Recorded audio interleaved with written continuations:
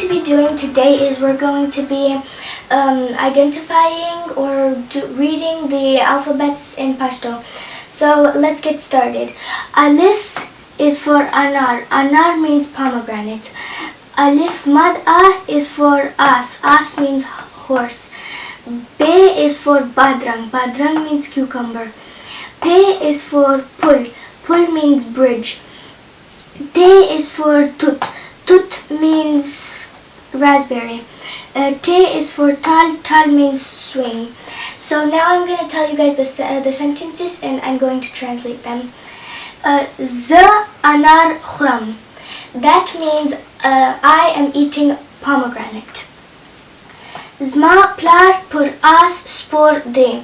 That means my dad is riding a horse. The last one, or not the last one, the third one is badrang der sh sabzijate. That means cucumber is a very good vegetable.